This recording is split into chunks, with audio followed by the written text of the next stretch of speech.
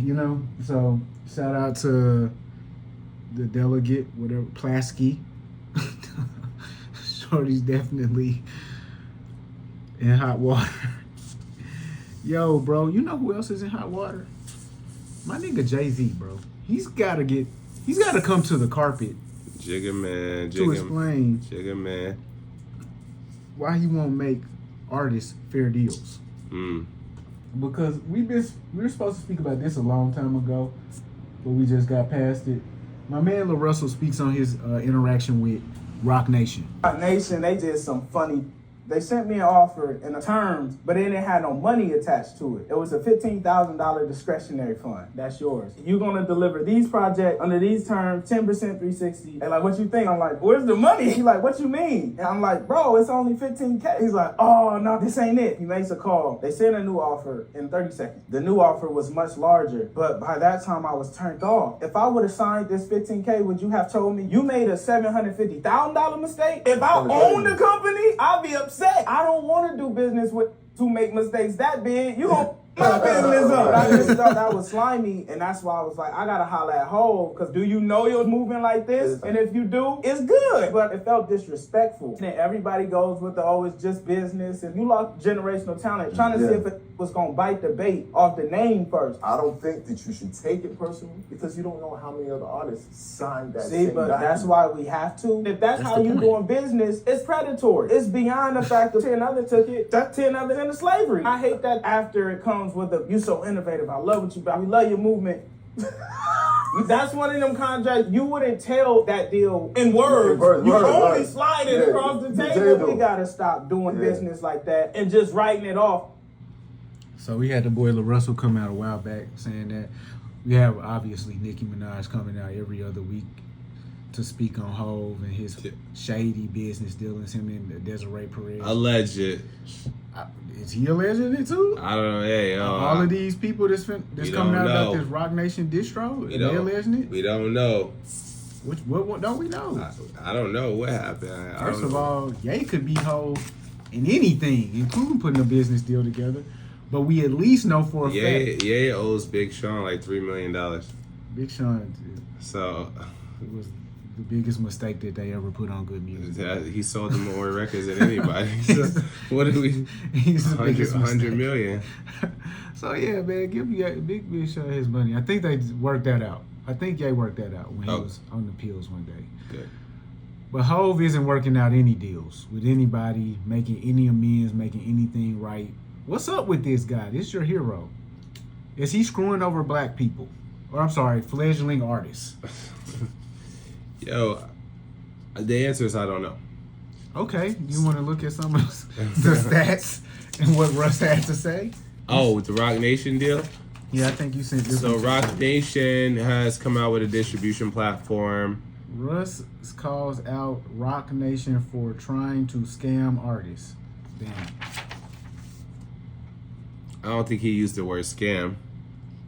Let's see. An 85-15 split to press upload is madness. That seems that he's implying a scam is occurring.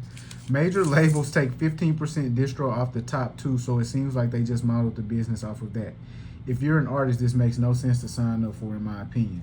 So apparently, as soon as you sign up with Roc Nation, you're paid 85% of your royalty payouts on a monthly basis.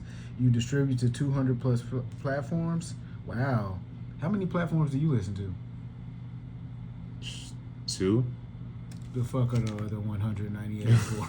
I don't know about those other 198 platforms. Central dashboard for socials. Wow, you can look at the numbers and analytics. No upfront costs. Sign-ups open now.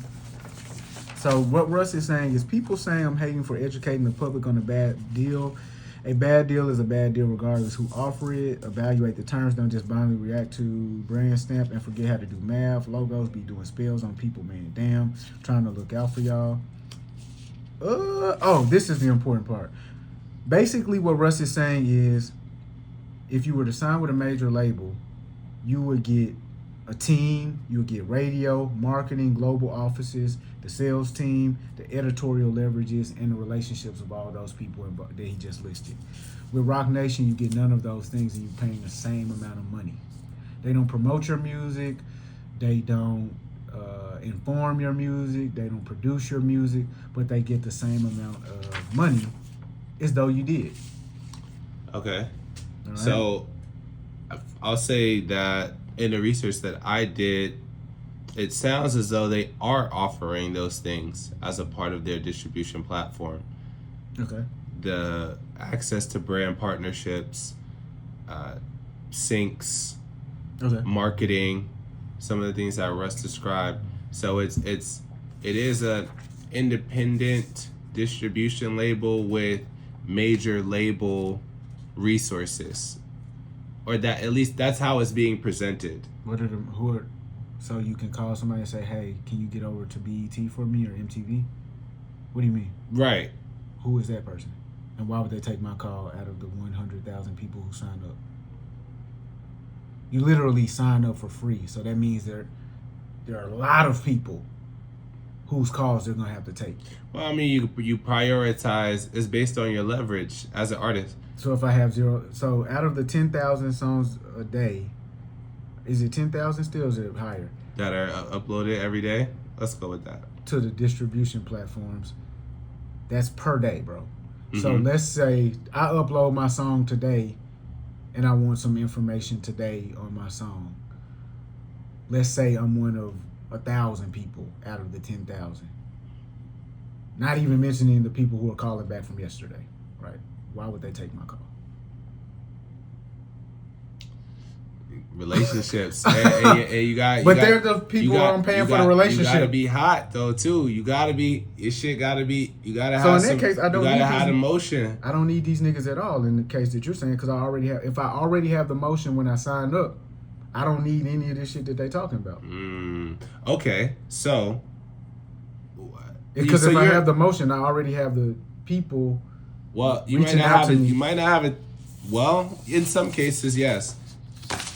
In some cases, yes. In a lot of cases, yes. In a lot of cases, you don't have the team around you that's helping you to navigate and maneuver or negotiate these deals. Do you think at Roc Nation distribution, where you sign up for free, they're gonna give you a team of 5 to 6 people?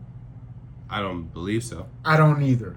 So that's not a team. Let me a team of it- you and your computer. It's a centralized team of people. They have employees that work there, right? Let me clarify something. You are proposing that artists should sign up for Roc Nation. No. I'm talking about. Okay. I'm talking about I how wanna it's make sure. I'm talking about how it's being packaged, and Yeah. and we're breaking down the terms of the deal, right?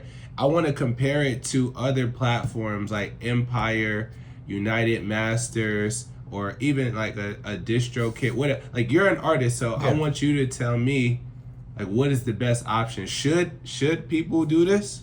The best option is to. Well, I mean, you kind of just said like there's no reason to do it, but like compared to the other platforms, I bet, yeah.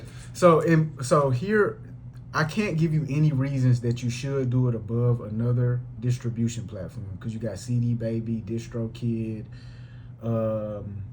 I can't remember which one of those was just bought by a major label through Downtown Records as a part of a package to start distributing through the major label. But all of these things have basically the same structure. Okay. The thing about United Masters that I didn't like years ago when he started, after these other distribution platforms had already established themselves, is Steve Stout was marketing this as this sort of thing where you have the connections of industry insiders at your disposal. And that's how this is being presented, like a United Masters. Exactly the same. And I believe they're like really good friends. Oh, Stout and Jay? Stout and Jay. Oh, yeah, for sure. So yeah, Stout paraded NLE Chopper around Right. as a figurehead for this type of arrangement, this type of agreement. You got him $1 million deal. You know my The boy kid Ronald? was selling. Yeah. So is it really just that NLE Chopper uploaded his music to the distribution platform and utilized the relationships of a Steve Stout after Steve Stout was pouring through different submissions and heard gold in his ears? Or was it that Chopper was directly delivered to him via relationships that Chopper had already established? Yo, You're not giving the people the game because you have specific information. no, I don't have the information. I just gave y'all. My boy Ronald did it. I don't have the exact My play. boy Like, you know what I Ronald mean? took him into his You mother. know more than me. So that's what I'm telling y'all. My boy Chopper, who just won the biggest diss battle of the year, was taken directly there. After proving himself in his local community and doing talent shows and getting a groundswell of fanfare. Big X the plug. Another United Masters artist that found success through the platform. Definitely. I watched the NBA playoffs and shit like that. He was playing this song. Leangelo must have went through United Masters. Or it's just all just a story, a narrative that we build to try to lead people to believe that these individuals are doing something that you too can achieve through hard work and the right monthly payment. So the juice, you saying the juice is not worth the squeeze on this Roc Nation deal? Or should we wait to see if, should we at least, like, you know what I'm saying? We just talk, we gotta wait to see how it, I believe in good faith that Jay has his interests. He's in the best interest of the people, right? Here is where I would say I would tell people not to sign with Roc Nation Distro. Because whereas all of the contracts have pretty much the same information and the same requirements, the Roc Nation adds something very specific and unique. If you join Roc Nation Distribution, you promise that you will not say that you were signed or otherwise affiliated with Roc Nation. Let's break it down. So Roc Nation recently launched an That's really weird. That part, that's really, in the contract, you can't say that you're affiliated with Roc Nation. That's weird.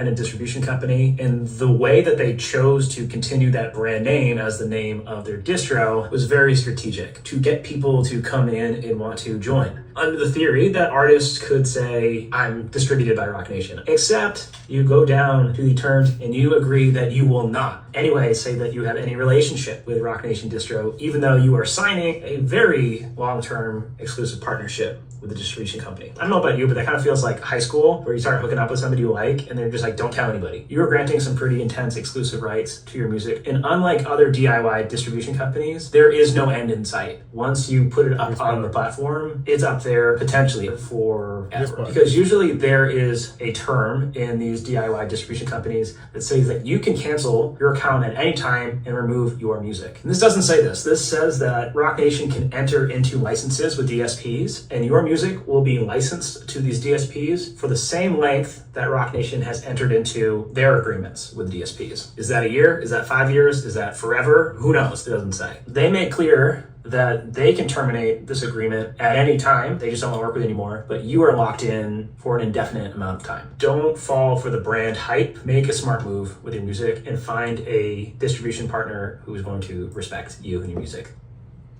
And so in an age where the name of the game is finding singles and not building artists, what that allows a licenser of your music to do is to take that song, not promote you in any way, so they're not enriching you, but they do own the rights to that song, and just So you don't keep ownership of the music with this? No. I thought you. You're basically licensing your music to. But Roc you still Nation. you still own the masters and the publishing. Okay, so let's say you have made one song that Roc Nation is interested in monetizing. They have no incentive to build you into an artist where you can continue to monetize your art or music. So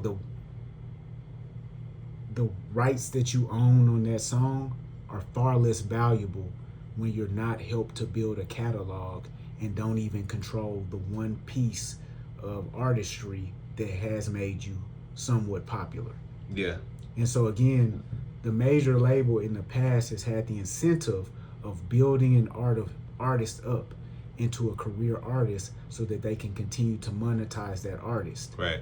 In this situation where you have, let's say, 100 artists per day submitting a new song, why would you need to continue to build one artist up? You have a lot of content that you could possibly monetize and a never-ending stream of that content as well. So it's not in the favor of the artist at any point. So what should artists do? Should they be independent? Should they do like a distribution situation? Sign a pub deal? I mean, sign to a major label? What's the best course of action? What an artist should actually do is build their own website, drive traffic to that website, own that website, own all of the property on that website, merchandise, digital products, and do the hard work of marketing that website and collecting all of the money from that website. That's what an artist should actually do. So collect the IP. Yeah, keep direct to consumer, maintain the IP. You have build a database. Build your database. Know where your consumers are, where they live, how to reach them. Continue to build that relationship with the consumer through your own ideas that you control, so that that relationship can just last much longer and it feels less, more effortless. And creating a relationship. Well, so I mean, hey, people should be hitting the streets in their local city to advise local people around them about the music and things that they create. First of all, so they can be learning how to market themselves, what story to tell themselves about an artist, and they can see that interaction and that expression and that response immediately, as opposed to uploading something on the internet, never seeing the amount of comments you suspected, and never being able to take anything away from that exchange between you and the people you hope to be your fan base. It's like when we went outside. We immediately knew what people were going to be interested in talking about. If they didn't want to talk about it, they weren't going to talk about it. Right. So get outside. Stop relying on the distribution platform, because they're not going to make you famous. People gotta, that's a fact. That's a bar. Being online is one thing. Building an audience and community there has worked. Yeah. It's the exception, not the rule. In addition to that, you got to definitely touch the people. More importantly, you got to go out and touch the people. They can feel your energy. It's different, your passion, like your vibe, like, you know what I'm saying? And then they're gonna either want to fuck with you or they not. And the more I showed you the clip, bro. When you're jerking off and somebody walks in on you, wait, pause. if you stop. You showed me a clip. Not of me, bro. I put it in a group chat with you and a female, my nigga. Yeah. I sent you the reel, okay? Okay. I sent you the reel of my boy talking and saying a metaphor about life. Okay. If you're jerking off and you stop, if you're jerking off and somebody walks in and you stop, you're embarrassed. If you keep going, all of a sudden they get embarrassed. All of a sudden they're in the wrong room and they have the choice to leave or stay. And if they choose to stay, they're here for the show now. So that's what it is, bro. We just gotta keep doing the same shit over and over again. And yeah, bro, the internet platform ain't gonna make you famous. The record label ain't gonna make you famous. Your hard work, your attention, your dedication, your ability to know people, know your audience, create spectacles around whatever you're presenting, and have a valid message within that. That's what's gonna sustain you as an artist. Yeah. Notable